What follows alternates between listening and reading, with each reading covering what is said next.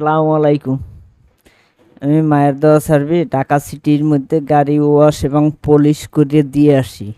আপনারা যদি কাজ করান একদিন আগে ফোন দেবেন, ঠিকানা দেবেন, আপনার ঠিকানায় আমরা যাইয়ে করে দিয়ে আসব। আমরা সিলিং করলে গোসকা উঠবে না, ধার হবে না।